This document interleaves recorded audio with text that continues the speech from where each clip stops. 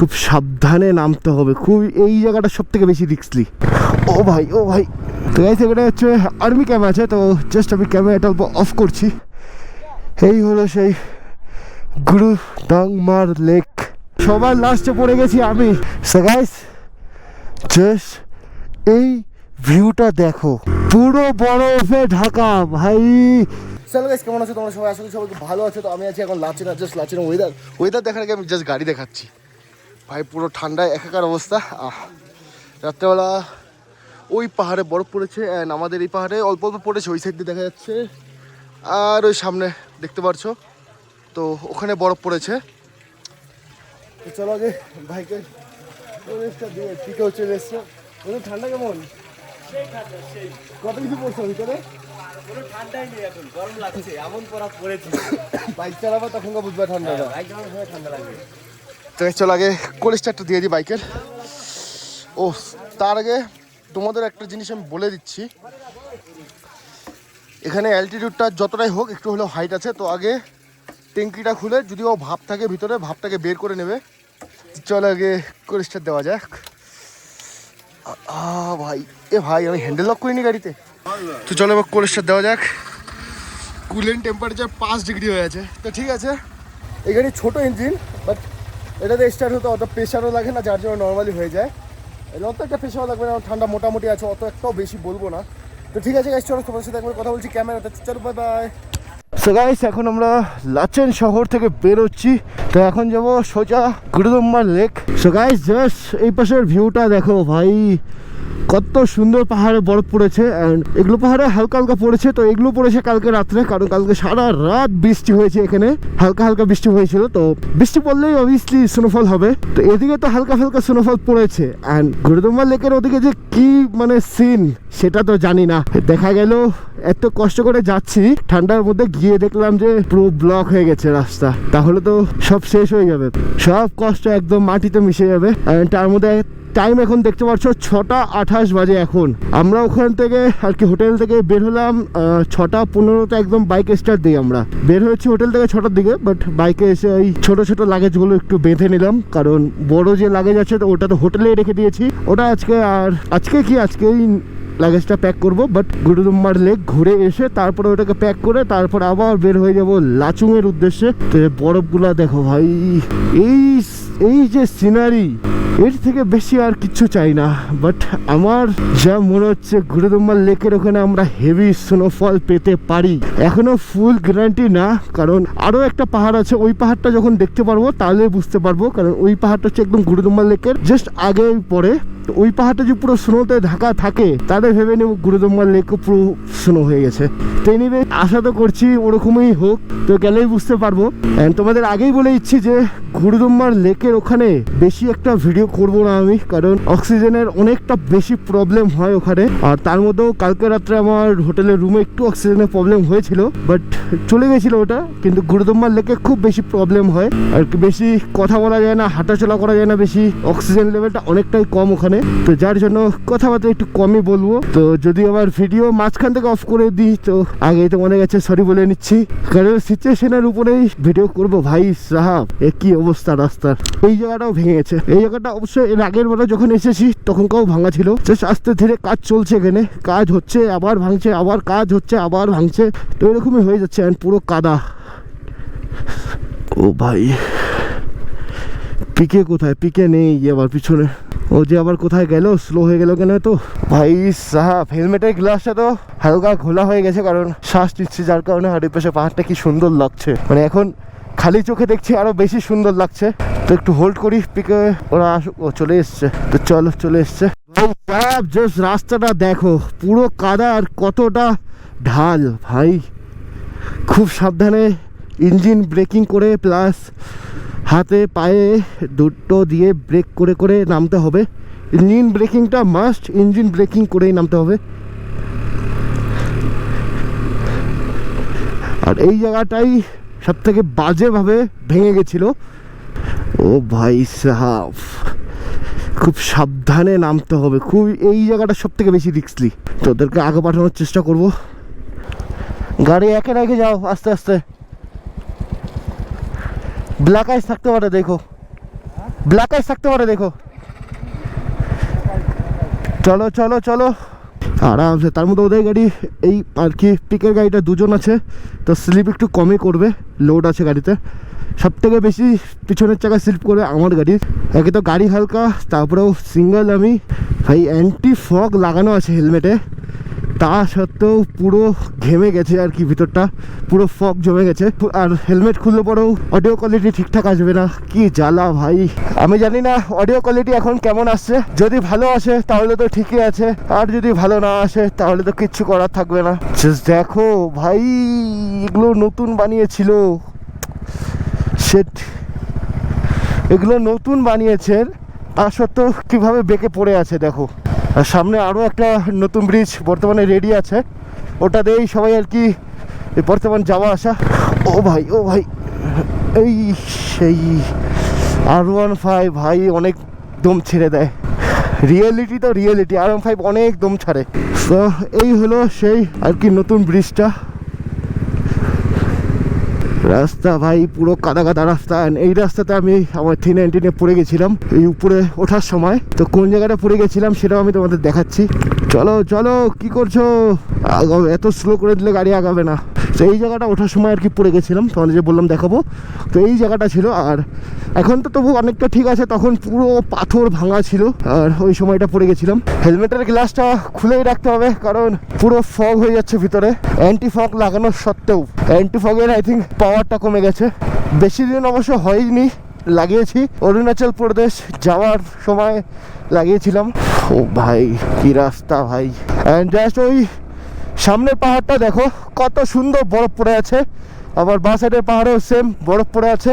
রাস্তা তো ঠিকই আছে, বাট ভয় একটাই লাগছে যাতে ব্ল্যাক আইস না থাকে। ব্ল্যাক আইস থাকলে খুব মুশকিল হয়ে যাবে। গাড়িতে কি প্রেশারটাই না লাগছে। এই R15 ভার্সন 2 ভাই, আমি যখন ফার্স্ট টাইম এসেছিলাম তখনও এটাকে এখানেই দেখেছি। এটা না, এর সাথে আরও একটা ছিল, তো টোটালি ছিল দুটো। আর জাস্ট ওই পাহাড়গুলো দেখো ভাই, আলাদাই লাগছে দেখতে, আলাদাই। মানে এতটা সুন্দর লাগবে ভাবতে পারিনি। ও ভাই সাহাব, সবাই রাস্তায় দাঁড়িয়ে দাঁড়িয়ে রিল শুট করছে। আর জাস্ট রাস্তাটা দেখো ভাই কতটা সুন্দর। এই যে গাছগুলো দেখতে পাচ্ছ সব কিন্তু সাদা সাদা হয়ে আছে, অনেক গাছই। জানি না এই গাছটার নাম কি, এখানেও আছে, পুরো সাদা হয়ে থাকে নাকি এটার কালারই এরকম, কিছুই বুঝি না। এই একটা জাস্ট দেখতে পাচ্ছ, পিছনে একটা ডমিনার ছিল, খুব চেস করতেছিল আমার সাথে, বাট পিছনে পড়ে গেছে এখন আবার। এনিওয়েজ গাইস, ঠিক আছে, এই জায়গাটা ওসব জিনিসের জন্য না, সেফ রাইড করো বাস, ওটাই। বাট রাস্তাটা দেখো ভাই কত সুন্দর লাগছে, যেরকম রাস্তা সেরকম সিনারি ভাই। এই সব জায়গাগুলোর কিন্তু সৌন্দর্যটা ভাই একদমই আলাদাই হয়। দুপাশে সুন্দর গাছ, ঠান্ডা ওয়েদার, সামনে বরফে চাদরে ঢাকা পাহাড়, আর কি চাই বলো, এর থেকে বেশি আর কি চাই।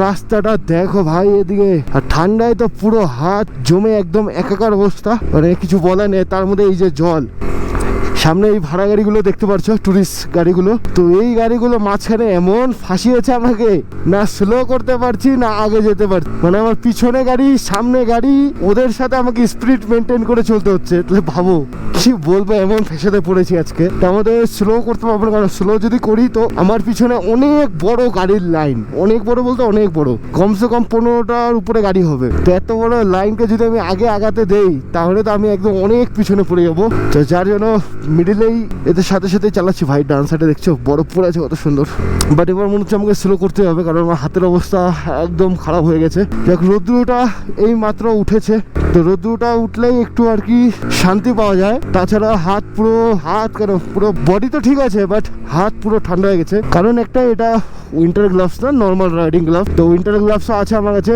পরছি না একটাই কারণ যে উইন্টার গ্লাভস পরার পরে আর কি কমফোর্টেবল হয় না, যার কারণে পরছি না। তো এনিওয়েজ গাইস, চলো আগে গিয়ে তোমাদের সাথে কথা বলছি। ও ভাই জাস্ট সামনের ভিউটা দেখো ভাই, পুরো বরফ।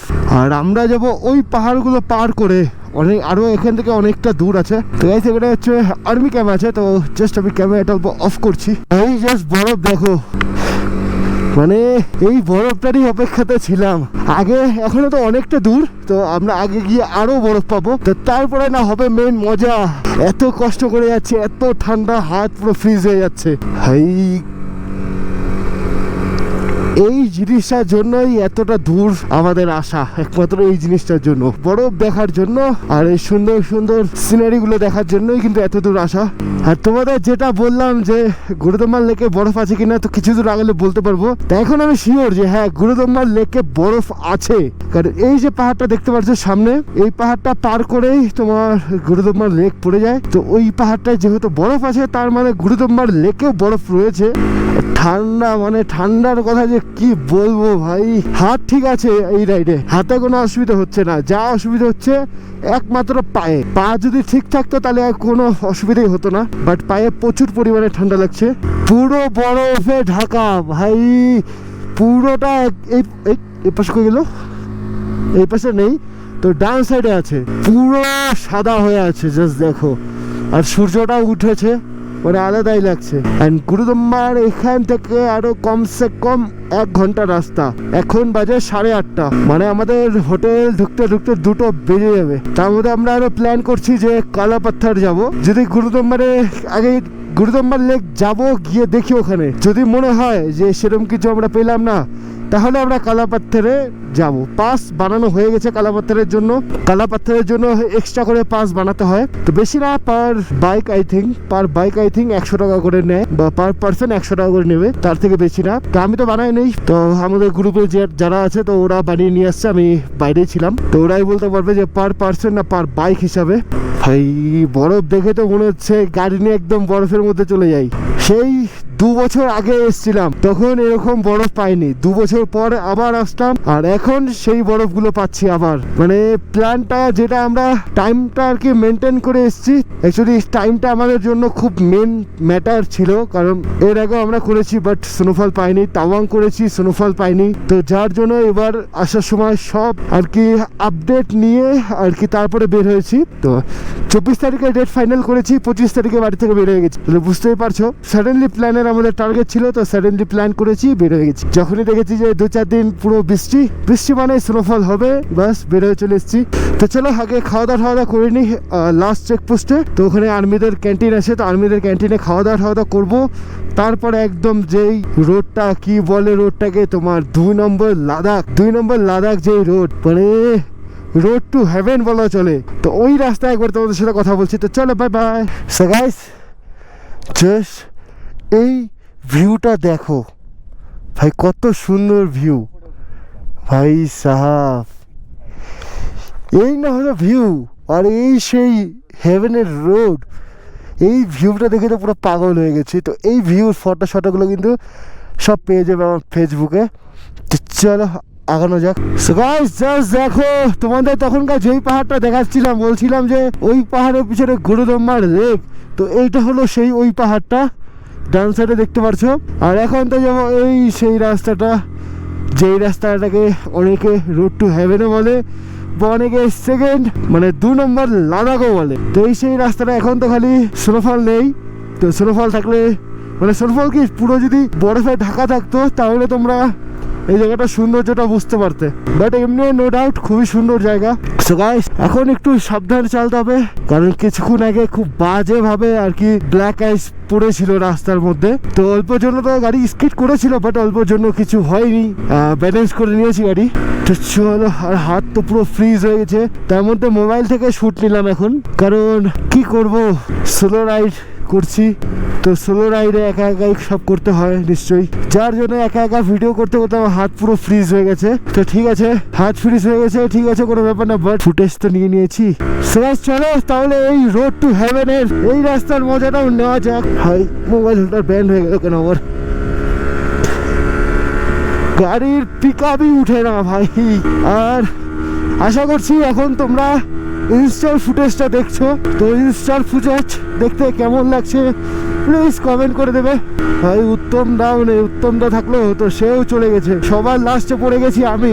এই রাস্তাটার জন্য কতদিন থেকে অপেক্ষা করেছিলাম। এই পাহাড়গুলো কিন্তু সব বরফে ঢাকা পড়ে যায়, এই সাইডেও পড়ে যায় সব ঢাকা, বাট এখন নেই অত একটা বরফ। মানে বরফ যে কখন পড়ে এটা বলা মুশকিল যা মনে হচ্ছে। ভাই R15 তো আর দমই পাচ্ছে না মনে হচ্ছে, ফুল এক্সেলেটার দিয়ে ধরে রেখেছি। ফাইনালি ভাই, ফাইনালি এত দূর অব্দি পৌঁছে গেছি। এখন খালি একটা জিনিসেরই অপেক্ষা, সেটা হলো গুরুদম্মার লেক। ওখানে ঢুকে ওখানে ভিজিট করে নি। সত্যি কথা বলতে তোমার নর্থ সিকিমে ভাই যত বাইক রাইডারই আসে না কেন সবাই থামস আপ দেখাবে। আমি অনেক জায়গায় রাইড করেছি, অনেক রাইডারদের দেখেছি, বাট এই জিনিসটা খুব কম রাইডারের মধ্যে দেখেছি যে জিনিসটা আমি এখন দেখলাম। মানে এই নর্থ সিকিম রাইডে ভাই সবাই এইভাবে থামস আপ দেখায়, সবাই বলতে সবাই। এই জিনিসটা খুবই ভালো লাগলো। গুরুদম্মার লেক, এখান থেকে আরো 5 কিলোমিটার গুরুদম্মার লেক। ভাই এই বরফের পাহাড়টাকে কখন থেকে দেখছি, পারি করতে পারছি না। দেখি এই অনেকক্ষণ থেকে আমি দেখছি যে আমার সামনেই রয়েছে, পাহাড় আর করতে পারছি না একে। আমি তো তোমাদের তখনই বলেছিলাম যে এই পাহাড়ের পিছনেই গুরুদম্মার লেক। সো গাইস এই হলো সেই মেন রোডটা, সোজা চলে যায় আর আমরা ঢুকে গেলাম ডান দিকের এই তোমার কাঁচা রাস্তাটা। তো এই রাস্তাটাই চলে যায় গুরুদম্মার লেক। তো ইনস্টাটা অন করে দিয়েছি। ভাই সাহেব এই রাস্তা তো নেক্সট লেভেলের ভাঙ্গা। ভাই সাহেব শ্বাস নিতে প্রচুর পরিমাণে অসুবিধা হচ্ছে। আর এই সামনের জাস্ট পাহাড়গুলো দেখো ভাই, কত সুন্দর বরফ পড়েছে। তা আমার মনে হচ্ছে আমি লং রুটটা নিয়ে নিয়েছি। তো ওদিক থেকে আরেকটা শর্টকাট রুট ছিল ডাইরেক্ট তোমার লেকে উঠে, তো ওই রাস্তাটা ধরলে ভালো হতো আমাকে। বাট ঠিক আছে, এখন সবাই এদিক থেকে যাচ্ছে মানে বেশিরভাগ। তো এই রাস্তাতেও আমার আশা হয়নি, আমি ওই রাস্তাতেই গিয়েছিলাম। তো এই রাস্তাটাও চেক করা হয়ে যাবে। এই ক্যামেরাটা হয়ে গেছিলো নিচু, টেরই পাইনি, আর তার মধ্যে লুজ হয়ে আছে আই থিঙ্ক। ভাই আলাদাই লাগছে, আলাদাই। ও ভাই ও ভাই ও ভাই ও ভাই ও ভাই গাড়ি দেখি এদিক ওদিক করছে। আমাদের গ্রুপের আমার আগেও কেউ নেই, পিছনেও কেউ নেই। সবার আগে চলে গেছে উত্তম দা, আই থিঙ্ক গুরুদম্মা লেকে দাঁড়িয়ে আছে। আর সবার পিছনে আছে পিকে, ওরা জানি না কি করছে রাস্তায় দাঁড়িয়ে। তো ঠিক আছে, আস্তে ধীরে আসুক সবাই, আমি আস্তে ধীরে গুরুদম্মার লেকের উপরে যাই। আসছি। এদের আবার কি প্রবলেম হলো? हाँ लाचुंग, यहाँ से नीचे का रोड पकड़ो, जहाँ से आए हो वहीं से सीधा नीचे चला जाओ। ये तो गुरुदम्बर का है, ऊपर का है। यही रास्ता सीधा जाएगा, वापस इसी रोड पे मिल जाएगा। एक ही रोड है क्या? एक ही रोड है। आप इस रास्ता पकड़ के एकदम नीचे चले जाइए, फिर आपको मेन रोड पकड़ के चले जाइए, जहाँ से आए हो वहीं से। ठीक है।